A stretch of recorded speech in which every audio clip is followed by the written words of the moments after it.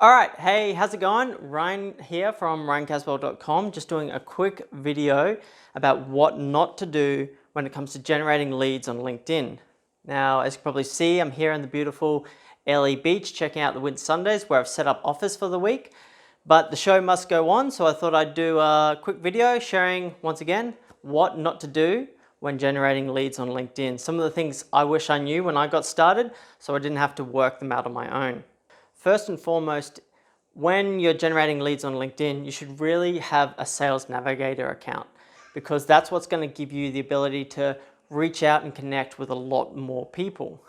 But the very interesting thing about LinkedIn is technically, according to their terms and conditions, you can't reach out and connect or message anyone that you don't know on the platform, which kind of renders a lot of their high-priced premium accounts moot, because there's absolutely no point in having these accounts if you can't reach out and connect and start conversations with new people. I mean, that's the whole premise of generating business, is you're reaching out and trying to find people that you can help. But my understanding of this is really just a blanket coverall terms and conditions that basically says we're looking after our end users, and if we feel like you're doing the wrong thing and you're spamming people, then we can block you, we can cancel your account. We don't need to explain ourselves. So a lot of what you need to do on LinkedIn is about not annoying people, obviously not being a spammer, and making sure that LinkedIn thinks you're doing the best by their users. Now, when it comes to messaging and sending connection requests on LinkedIn, you can send up to 100 per day, which for a lot of people seems like a lot. But really, from what I've seen in my experience, you really shouldn't be going more than 75 connection requests per day. Now, the real money in LinkedIn lead generation is having a really tight list. It's going through that list and making sure that the people you are connecting with are completely relevant to what your service is all about. So even if that's 75 or 50 or 25, if you put more work into making your list twice as good, then that number doesn't matter. But for those who want to know, 75 is kind of the limit, where I haven't seen anything go wrong, any accounts get restricted.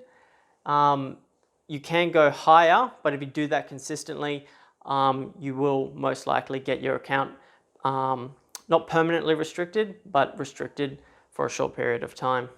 And the other important thing I always try to focus on is what's the lower limit for connection requests.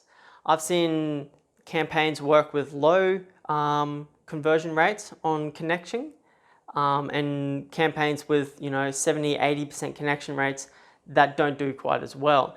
It just really depends on the overall connection rate, in terms of not connection rate, the overall sales rate. And you can get more people to connect with more passive messages, but what really matters is connecting with the right people with the right need.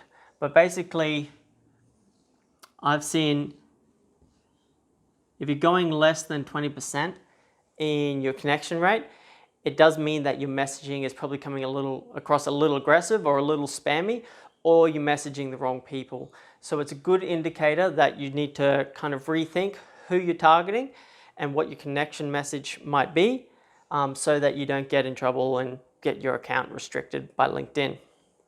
And what I've also seen is, even though you can send up to 100 connection messages per day, and I say you should really keep it to a maximum of 75 if you're doing it consistently.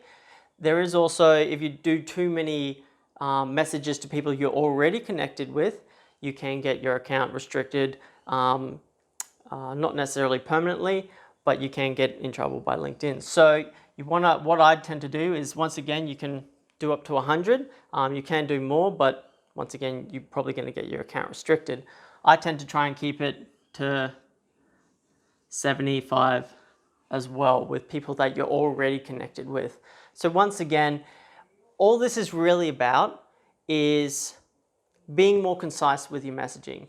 It's less of that shotgun spray approach and trying to be a little bit more, all right, how do I use the messages that I have, the connection requests that I have, and really try and connect with the right people who can really use my services so that I'm not annoying people on the platform and I can continue using LinkedIn for a long time and getting my value from the service and adding to them as well. I hope that all makes sense. Like I said, just a quick little video. Any questions, feel free to reach out and have a great day. Cheers.